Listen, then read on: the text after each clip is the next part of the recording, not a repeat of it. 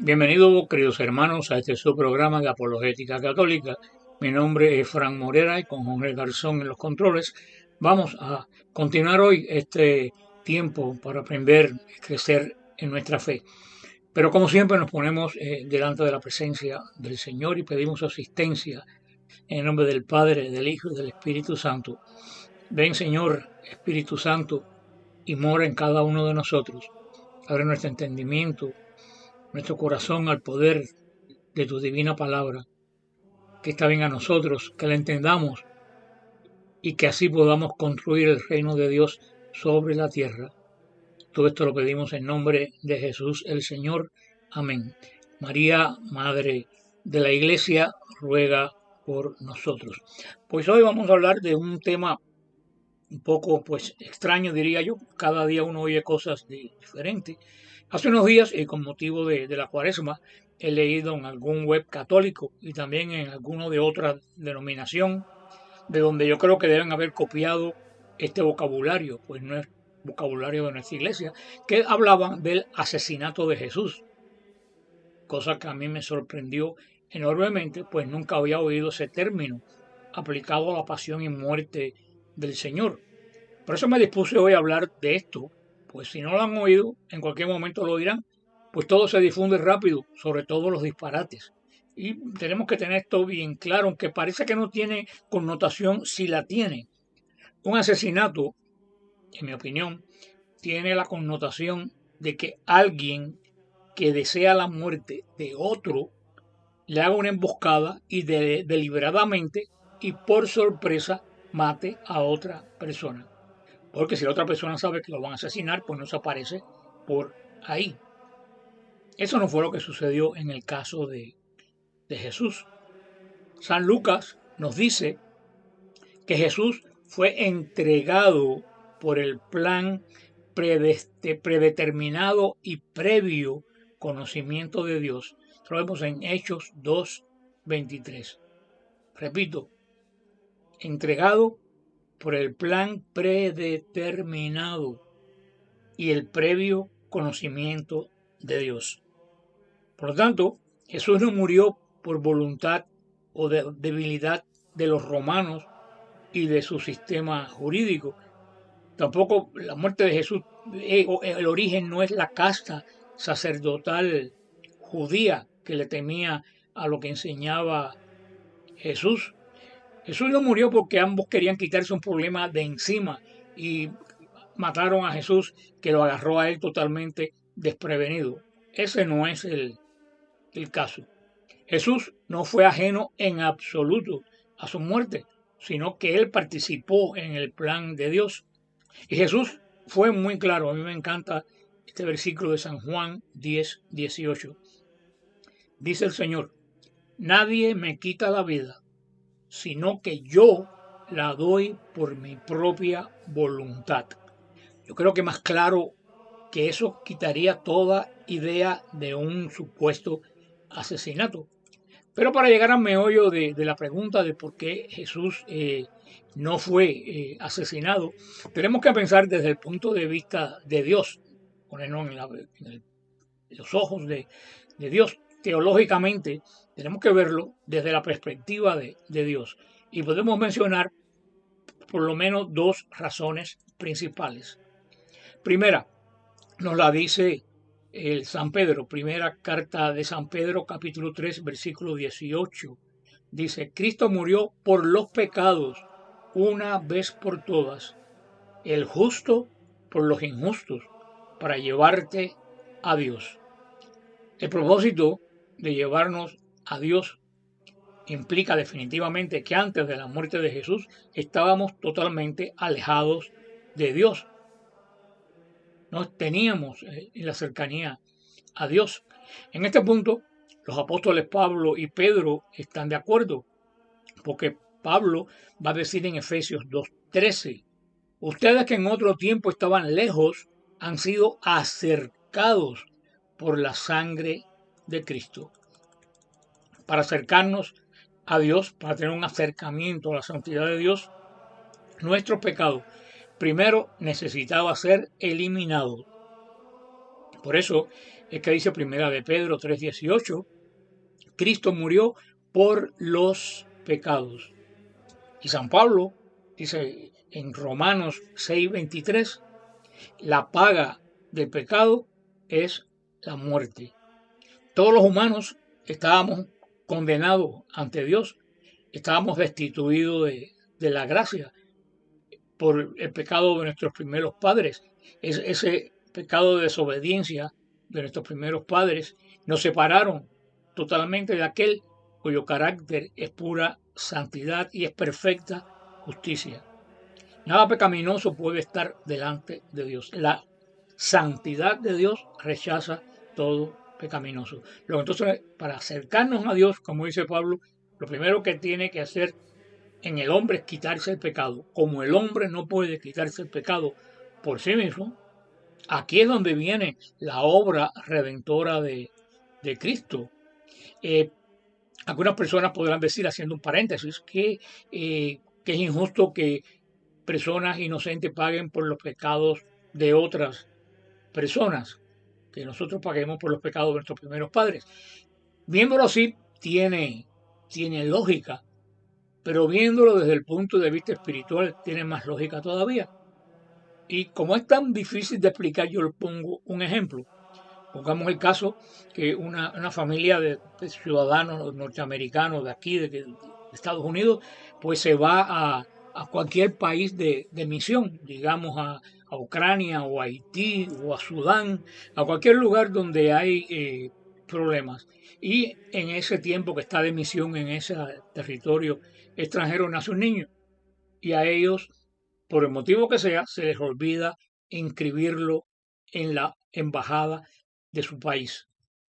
No le inscriben a ningún lugar. Se forma un problema cuando esas personas quieren regresar a su país natal de Estados Unidos, se encuentra con el gran problema que un hijo de ellos no es ciudadano de este país y no lo dejan entrar. Ahora viene aquí la pregunta, el símil. ¿Qué culpa tiene ese niño de la falta de lo que sea de los padres, que no tomaron la precaución y lo destituyeron de la nacionalidad de toda su familia? El niño no tiene ninguna culpa, pero carga las consecuencias de eso. Así es el pecado de nuestros primeros padres. Ellos pecaron, nos destituyeron de la gracia de Dios, lo que nos hacía imagen y semejanza de Dios. Nosotros no podíamos por nosotros mismos recobrar esa semejanza, esa imagen de Dios por medio de la gracia. El hombre en pecado separado de Dios no tenía esa posibilidad. Por eso había dos opciones. O el hombre subía a Dios o Dios bajaba al hombre. El hombre, por supuesto, no podía subir a Dios. El pecado se lo imponía. Entonces, en el infinito amor y plan de Dios, Dios baja a nosotros. Aquí entra la naturaleza sustitutiva de la muerte de Jesús, que es la idea clave para comprender cómo Dios trata con el pecado y cómo Dios nos ofrece el perdón. Para acercarnos a Dios, como dice Pablo, Cristo murió por los pecados una sola vez, el justo por los injustos. Primera de Pedro 3:18. Si los injustos somos todos nosotros, el justo es el mismo Jesús. Como dice 2 de Corintios 5:21, al que no conoció pecado, lo hizo pecado por nosotros. Nuestro pecado para que recibiéramos misericordia. El Nuevo Testamento usa imágenes muy vívidas para exponer la verdad de que Jesús murió en nuestro lugar. Nosotros teníamos que morir, Él nos sustituye, por eso que es un sacrificio sustitutivo, que ya se venía anunciando desde la antigua alianza, cuando un animal sustituía los pecados del hombre que confesaba su pecado y el animal moría con los pecados del hombre, que eran los sacrificios de Israel. Ya esos sacrificios que también eran sustitutivos, que comienzan esos sacrificios cuando el Señor sustituyó a Isaac por una cabra en el monte Moria cuando Abraham lo fue a sacrificar. Todo eso fue prefigura de Cristo, que nos llevan a este hecho principal de la muerte de Jesús que conmemoramos en la Semana Santa. Como les dije, el Nuevo Testamento usa imágenes vívidas para exponer esta verdad de que Jesús murió en nuestro lugar. Por ejemplo, Jesús pagó el precio de nuestra redención cuando dio su vida en rescate por muchos. Marcos 10:45. Lo dice clarísimo. El Señor pagó el precio de nuestra redención. Redención es volver a comprar algo. El hombre era propiedad de Dios en el sentido que Él lo creó. El hombre se vendió gratuitamente al demonio, al mal. Ahora viene Dios y nos vuelve a comprar de nuevo. Y dice la Sagrada Escritura en el Deuteronomio que solamente el pariente más cercano del hombre puede rescatar a un esclavo. O sea, cualquiera no podía rescatar a un esclavo, tenía que ser un familiar cercano. Por eso que Jesús se hace nuestro familiar más cercano, se hace nuestro hermano para pagar el precio de nuestro rescate, que ya no es en dólares, es con sangre. Jesús pagó ese precio. Como también dice Primera de Pedro 2:24, Jesús nos reconcilió con Él para llevar Él mismo nuestros pecados. También Romanos 3:25, también dice, Dios exhibió a Cristo públicamente como propiciación por su sangre, extinguiendo la ira de Dios contra nuestra injusticia. El Padre Dios nos amaba tanto que no dudó en enviar a su Hijo a la muerte para darnos la vida. Hoy me escribía alguien en una de mis páginas que qué clase de padre era ese que entregaba a su hijo a morir.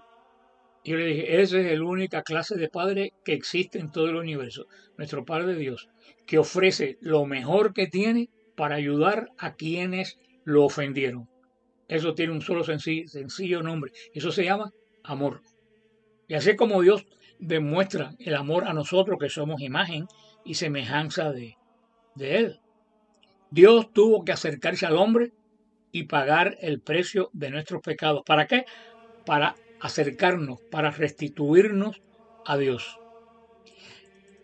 No es que supiéramos nada de Dios ante la muerte de Cristo, por supuesto. Su cuidado providencial por la creación revela su amor. Su promesa a Abraham muestra su preocupación por el mundo entero.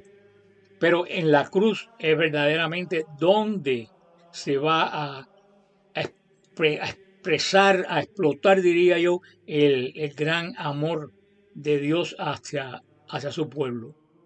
La muerte de Cristo aclara cualquier duda de que Dios nos ama. Toda duda debía estar aclarada. El Señor nos asegura que no importa lo que nos depare la vida, podemos confiar en que Él, que no negó ni a su propio Hijo, sino que lo entregó por todos nosotros, ¿cómo no nos dará también junto con Él todas las cosas? Se pregunta San Pablo en Romanos 8:32. Jesús también murió, ese es otro punto, para probar la justicia de Dios. Y lo dice Romanos 3:25-26. Dice, Dios exhibió públicamente a Cristo como propiciación para demostrar en este tiempo su justicia. O sea que en la cruz del Calvario no solo vemos el amor de Dios, sino que vemos la seriedad con que nuestro Padre Dios se toma en lo que es nuestro pecado. Nuestro pecado hiere profundamente a Dios. Sin embargo, a pesar de estar herido, cuando podemos hablar así para poder entender lo que puede sentir Dios con nuestro pecado, Él nos perdona. Pudiéramos decir, haciéndose desmemoriado con nuestro pecado, pasándolo por alto. ¿Cuándo? Cuando nosotros nos arrepentimos. Por eso yo siempre digo que lo único que tiene malo el Señor es la memoria. En todo es perfecto, pero es desmemoriado. En cuanto tú te arrepientes, Él se olvida de tu pecado. Ojo, hay que arrepentirse. Ese es el primer paso de la reconciliación. El perdón es costoso para aquel contra quien se ha cometido el mal. Cuesta mucho que el que ha recibido el mal es humanamente difícil. Se puede, por supuesto, pero nos duele más perdonar. En la cruz vemos no solo el amor de Dios, sino como les dije anteriormente, que Él nos toma a nosotros totalmente en serio, que no nos ve como payasos, que no nos ve como un conglomerado de gente loca. Él se toma seriamente la vida de cada uno de nosotros. En otra parte del Nuevo Testamento también aprendemos que Jesús murió para demostrar la sabiduría, el poder y la gloria de Dios. Hay muchas razones por las cuales Jesús murió. Estas incluyen conquistar el mal, establecer el nuevo pacto entre Dios y el hombre, darnos un ejemplo de lo que es un amor sin condiciones, un amor que se sacrifica a pesar de la injuria recibida. Sin embargo, hay razones fundamentales que para llevarnos a Dios y revelar el carácter de Dios. Una de las cosas más fundamentales que nos revela el carácter de Dios y la muerte propiciatoria de Jesús es que por medio de la cruz el Señor nos hace hijos adoptivos de Él. O sea, por medio de la cruz el Señor lava el pecado original de que hemos hablado en otra oportunidad y que es central en todo esto. El hombre, después del pecado, perdió la semejanza con Dios. Dios nos miraba y no nos parecía mal, porque no teníamos la gracia, que es lo que hace santo a Dios y nos identifica con Él. Dejamos de ser familia de Dios. Jesús murió para que esa gracia regresara a nosotros y volviéramos a ser no solo imagen, sino también reflejo del Dios vivo, un reflejo de la gloria de Dios en cada uno de nosotros por medio de la creación, que sin ser Dios, por supuesto, reflejamos su gloria cuando estamos en gracia. Y por eso, Él, que nosotros nos habíamos abandonado como padre, Él nos vuelve a ser hijos. Esta vez, como dice la Escritura, hijos adoptivos. Porque ya después del primer pecado, el único hijo que tiene el Señor es el Señor Jesucristo. Hijo único de Dios, nacido del Padre antes de todos los siglos. Todos los demás somos hijos adoptivos de Dios. ¿Y cómo viene esa adopción de Dios? En el bautismo. ¿Y a través de qué? A través del sacrificio de Jesús en la cruz. Por eso está la gran pregunta, ¿dónde estaríamos si Dios no hubiera enviado a su Hijo a morir por nosotros? Tenemos que meditar en eso. Sin la cruz tendríamos, hermano, el entendimiento entenebrecido. O sea, si el hombre está mal en estos momentos, teniendo a Dios y la gracia accesible a Él, ¿cómo estaría el hombre en estos momentos si no tuviera la gracia y el perdón de Dios? Si todos hubiéramos estado excluidos de la vida de Dios, sería un infierno la tierra. Lo que nos salva es precisamente esa, esa acción gratuita de Dios de ponerse en el lugar de nosotros y pagar la deuda de nosotros, porque eso es lo que Él hizo. Algunas personas, yo he oído en predicaciones, etcétera, que ponen el ejemplo de un juez que traen al hijo al juez y el hijo ha cometido una infracción de tránsito y lo traen, el padre ve al hijo que está con un problema de que puede coger la cárcel si no paga la multa, el hijo no tiene dinero para pagar la multa. ¿Y qué hace el padre? Por justicia, el padre lo tiene que condenar, por justicia, por su trabajo. Ahora, cuando él lo condena a pagar una multa, el padre va después y paga la multa. Se sacrifica y paga de su dinero la multa del hijo que cometió este acto ilegal. Así es como es el Padre Dios. La justicia de Dios, porque Dios es perfecto, la justicia perfecta de Dios hace que cuando el hombre peca, la santidad de Dios se aleja de nosotros. No hay ninguna posibilidad que Dios tenga contacto con el pecado. Es ajeno a toda obra de mal. Por eso yo le decía a alguien hoy, la ira en nosotros es un defecto, es un pecado, pero en Dios es una virtud. ¿Por qué la ira en Dios es una virtud? Porque la ira de Dios nace del rechazo total a lo malo. Tenemos que, a veces tenemos que conocer un poco más de la palabra de Dios para entender este mundo espiritual en que en que nos movemos y saber verdaderamente que fue más allá de un acto de morir en la cruz lo que Jesús nos mereció por medio de su sacrificio. Y que Jesús no fue en ninguna forma asesinado. Él sabía a qué venía. Lo dice en el huerto. He venido a hacer la voluntad de aquel que me envió. Él sabía que venía, libremente aceptado. Jesús no fue tomado por sorpresa. Él sabía lo que le iba a suceder en Jerusalén. Bastante se lo avisaron. Jesús fue entregado por un Padre que no es negligente, pero que nos ama extremadamente para nuestra salvación. Jesús entregó libremente su vida como sacrificio santo para probar que el hombre puede ser obediente a Dios, no importa en qué situación esté. El Padre no es un Padre malo, como la persona que me decía hoy, todo lo contrario. Es un Padre tan bueno que entrega lo más valioso que tiene para rescatar a los hijos que lo negaron y lo abandonaron. Hermano, no hay más prueba de amor que la cruz. Por eso te puedo decir, no hay ninguna posibilidad que Jesús haya sido asesinado. Jesús tuvo una muerte redentora, un sacrificio como los de Israel, del que fue prefigura, un sacrificio redentor por nuestros pecados. Solo que en estos días pues tenemos que tener en cuenta para poder un poco meditar en estos tiempos santos que se acercan. Como siempre, manténganse en la roca. Aquí está la promesa de que las puertas del infierno no prevalecerán. Que el Señor los bendiga y los guarde. Amén.